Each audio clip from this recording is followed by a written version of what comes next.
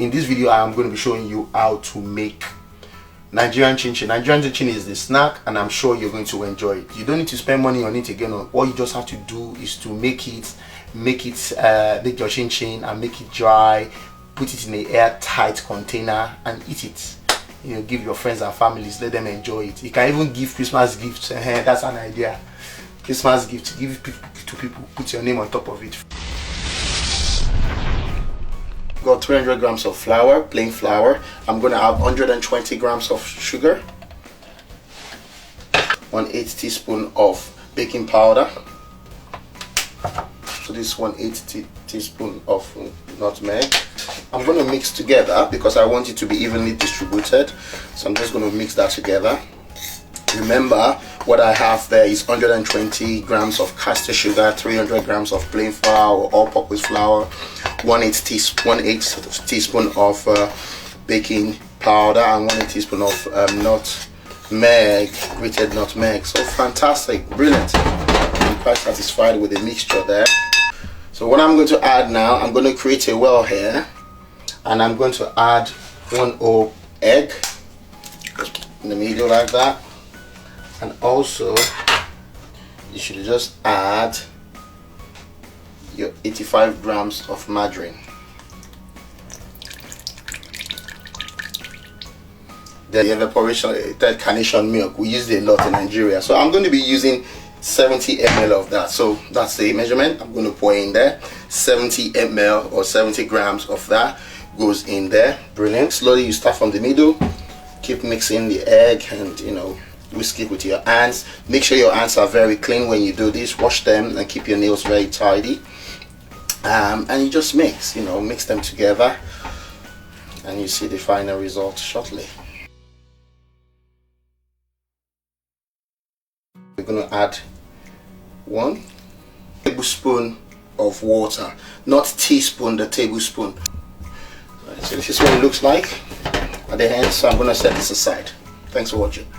Right, so what we want to do, you want to set up put your pan on your hob or your cooker, anything you're using at home, and we're going to pour our oil in there. So you can use the granite oil, vegetable oil, sunflower oil, any oil, kind of oil you want to use. So I'm going to pour that there, a little bit more, because you don't want your oil to be too low and you don't want it to be too much. So I'm just going to pour that.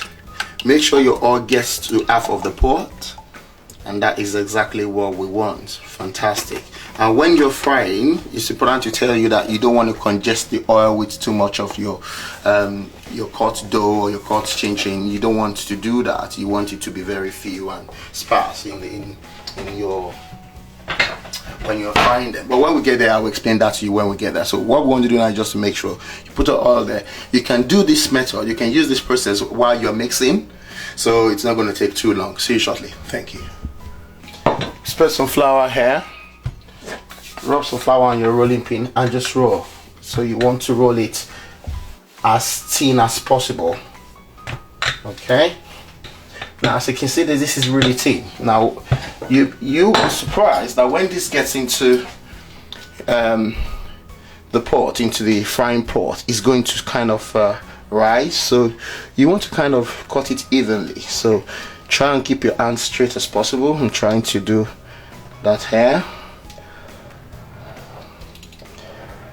Very easy. You cut it down that way. The pizza cutter does the job for you, and I guess you can actually say what's gonna happen next depending on the size you want. I'm gonna cut that one more.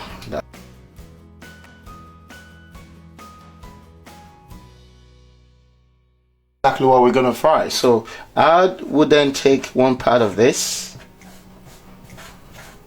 I'm gonna pour this into the oil, and don't worry even if it sticks together, because it's going to kind of separate itself in the oil.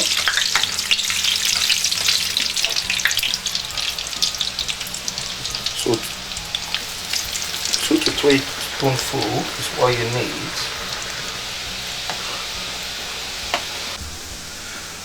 Alright, this has been frying for 3 minutes now. So make sure your oil is not congested with too much chinchin, because it's just going to soak.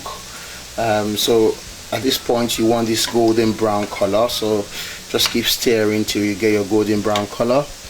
And that's exactly how to make Chinchin. I've set mine to 3, and he's doing a very good job, which is basically frying my Chinchin and making it look so nice. And if you want to make puff puff or buns, that is the same setting. So you might want to familiarize yourself with your gas when frying. You make a couple of mistakes, you know, but just make sure you know the kind of gas or cooker you're using, and you kind of you understand the setting. So my setting is 3, and it's giving me a favorable desired result. Thank you for watching.